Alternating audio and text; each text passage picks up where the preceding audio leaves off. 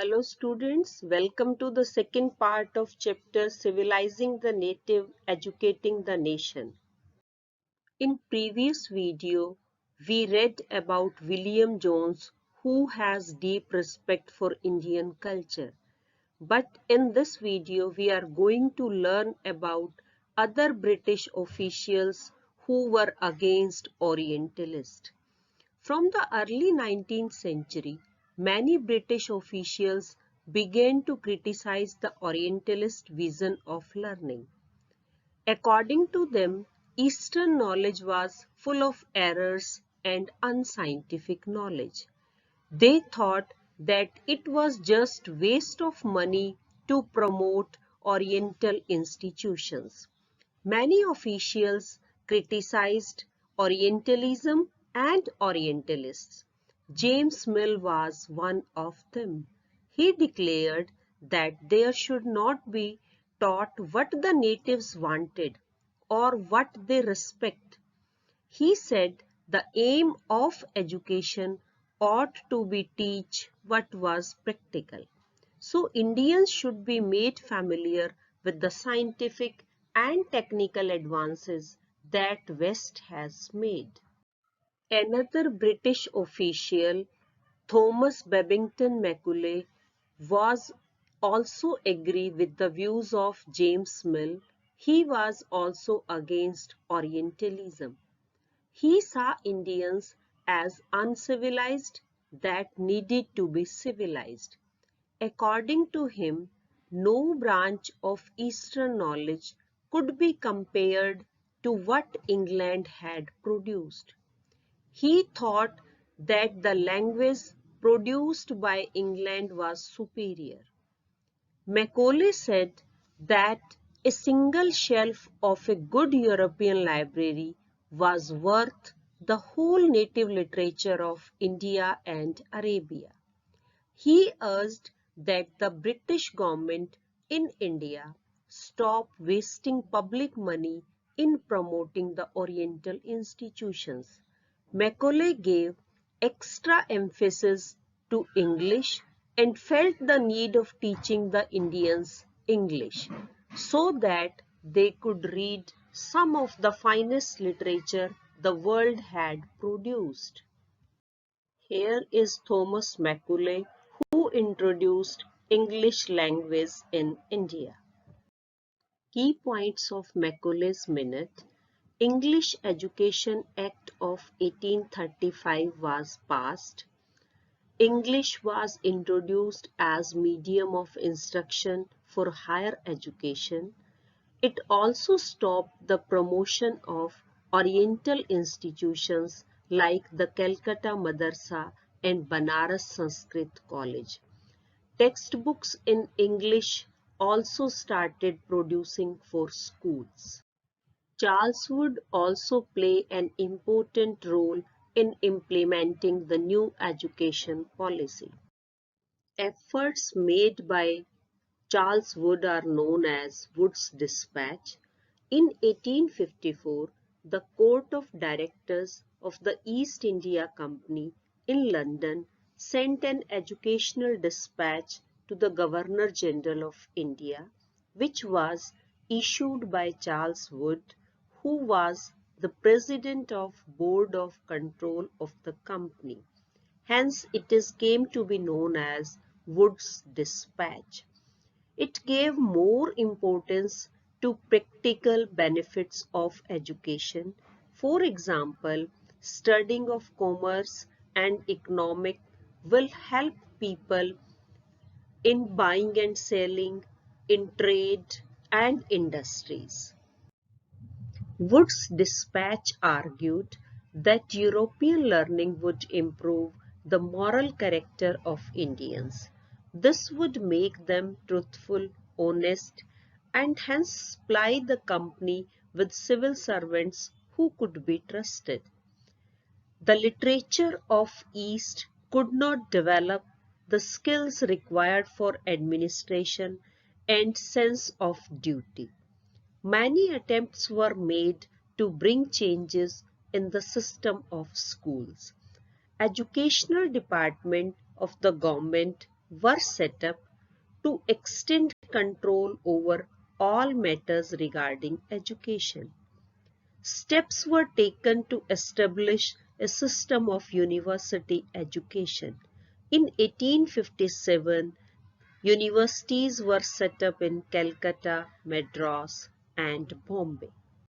William Adam was a Scottish who was given the duty to collect information regarding the school system or pathshalas prevailing in India. The company asked him to report on the progress of education in vernacular schools. The vernacular is language or dialect that is most widely spoken by ordinary people in a region or country. He found that there were over 1 lakh schools in Bengal and Bihar. There were small institutions with over 20 students each. The total number of children being taught in these pathshalas were considerably over 20 lakhs. They were set up by the wealthy people or local community. Have a look on the image showing how education was carried in ancient times. Let's try to find out how the pathshalas were. In these pathshalas, there were no fixed fee, no printed books, no separate building, no benches or chairs, no blackboards, no system of separate classes, no roll call registers, no annual exam, no regular timetable. These classes were sometimes held under a banyan tree, as you have seen in the previous image. In other places, in the corner of a village, shop, or a temple, or at Guru's home. Fee was dependent on the income of parents. The rich had to pay more than the poor ones. The teaching was oral, and the Guru decided what to teach. They taught according to the needs of the student. All the students were set together in one place, but the Guru interacted with them separately with groups of children with different levels of learning, and this was suitable for them. There were no schools on the harvest time, when rural children often worked in the fields. The pathshalas started once again when the crops had been cut and sown. It shows that even children of peasant families could study. Up to mid-18th century, the company was concerned primarily with higher education. It also allowed the local pathshalas to function without much interference. After 1854, the Woods Dispatch, the company decided to improve the system of vernacular education. They thought that this could be done by introducing order within the system, imposing routines, establishing rules, and ensuring regular inspection. Changes brought by British. The British appointed a number of government pundits, each in charge of looking after 4-5 schools. Their work was to visit the schools and try to improve the standard of teaching. Each and every guru was asked to submit periodic reports and take classes according to the timetable. Teaching was now to be based on textbooks. Learning was to be tested through a system of annual exam. Students were now asked to pay regular fee, attend regular classes, sit on fixed seats, and obey the new rules of discipline. Pathshalas, which accepted the new rules, were supported through government grants. Those who were unwilling to work within the new system received no government support. In the earlier system, children from poor peasants' families had been able to go to pathshalas. But in the new system, since the timetable was fixed, it demanded regular attendance.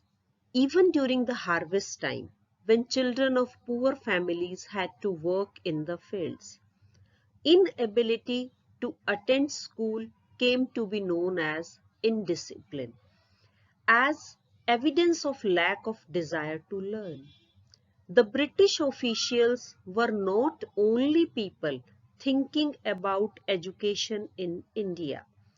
From early 19th century, many thinkers from different parts of India began to talk of the need for a widespread of education.